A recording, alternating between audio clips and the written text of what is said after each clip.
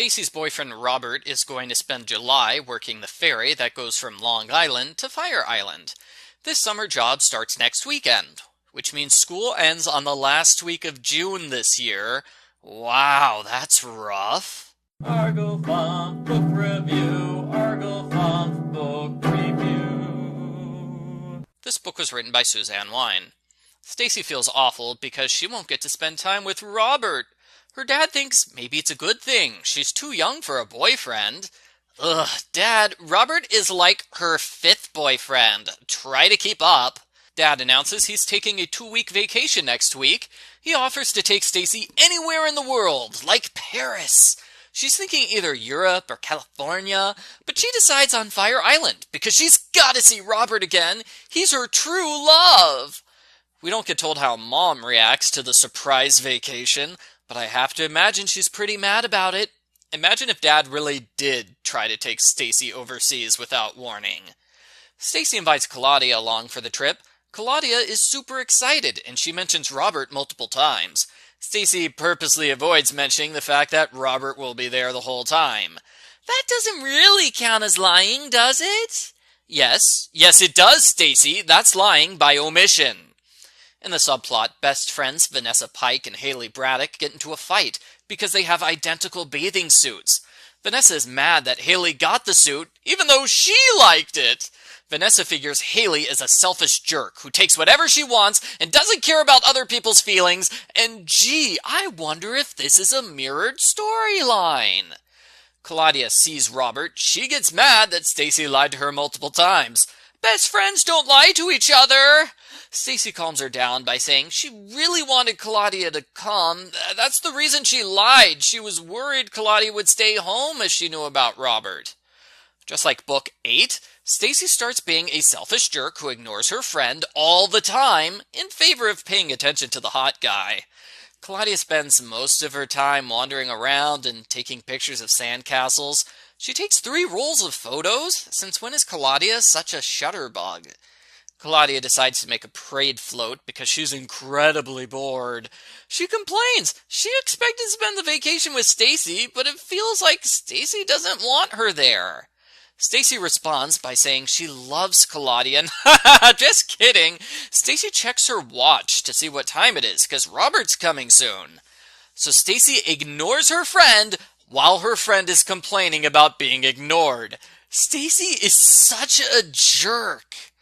Robert is working tonight, so Stacey offers to spend the night with Claudia. Hey, her boyfriend's busy. It's not like she has anything else to do. What a terrible friend. When it turns out Robert doesn't have to work after all, Stacey's first instinct is to cancel her plans with Claudia. Because, well, she can't bear to be apart from Robert for less than a day. Naturally, Claudia is miffed when Robert interrupts their special friend night together, so Stacey tries to make it up to Claudia by having a best friend's dinner at a fancy restaurant. But oh no! Robert's friend offers to take them sailing that night at 8:30. Instead of telling Claudia the truth, Stacey rushes Claudia through everything. She has to hold herself back from screaming at Claudia for being too slow. And when Claudia finds out the truth, she gets furious with Stacey. She refuses to talk to her ever again. Since Stacey is a self-absorbed jerk, she figures she's the victim here. I wonder if I was to blame for what happened with Claudia. I was only trying to keep her happy by spending time with her. It wasn't my fault everything had gone wrong. I hadn't meant to hurt her feelings. I had cared about her feelings. That's why I was in this mess to begin with. Haley and Vanessa send mean messages to each other. Marianne tries to convince Haley not to sink to Vanessa's level, but it doesn't work. Vanessa shreds their best friends things and throws water balloons at Haley. Stacey sees her dad on a romantic walk with a woman. The woman is revealed to be his secret girlfriend, Samantha. Yes, Dad lied to everyone and used his vacation as an excuse for romance time, just like Stacey did. Dad defends himself by saying he was going to tell the truth eventually, and besides, he's actually the good guy in this situation for giving Stacey a vacation in the first place. Well, now we know where Stacey gets it from. Stacey and her dad get into a huge fight because they're too stupid and self-absorbed to realize they did the exact same crappy thing to each other. Marianne, Christy, and Shannon come to visit. Stacey is horrified when Claudia talks to them first. Oh no! Now they'll hear Claudia's side of the story!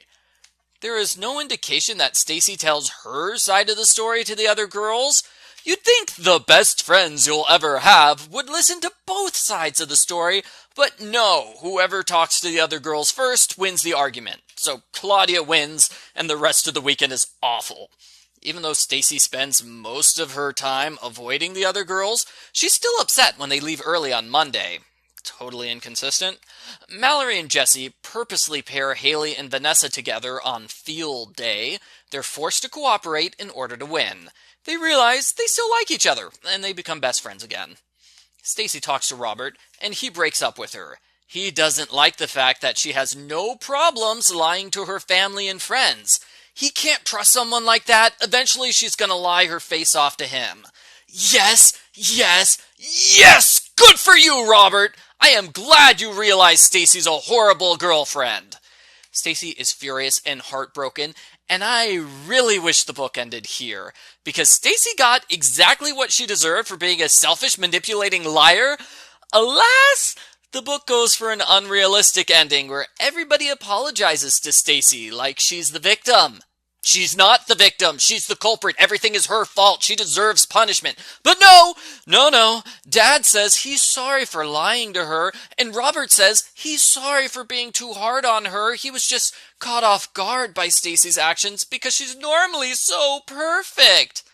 That's a great line, but I just lost all respect for you, Robert. You came crawling back to Stacey without prompting after everything she did? Dude, she's just gonna step on your face now.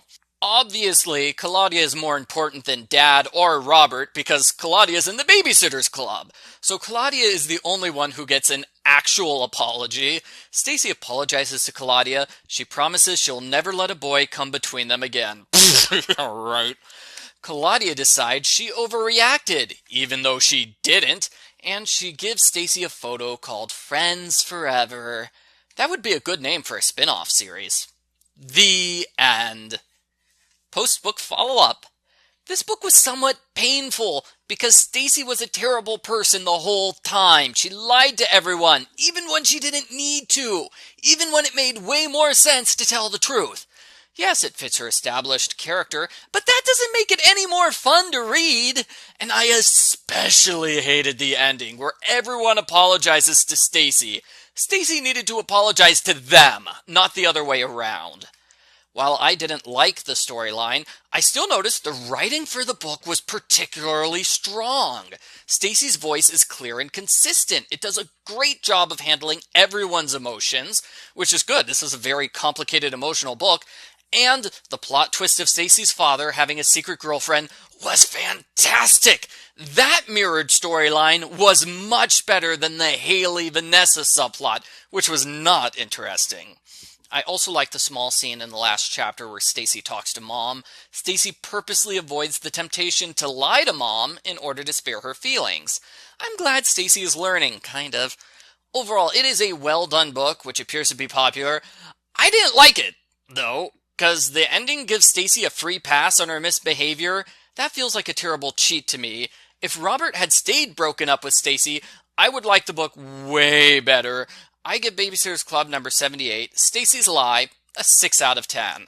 I forgot to mention, the last two Babysitter Club books also have a cheater ending. The book is about the main character being a terrible person, doing terrible things, and then at the very end, they get a free pass on their misbehavior. So that's 3 books in a row where our characters are forgiven for being awful just because they're Babysitter's Club members. Not fair.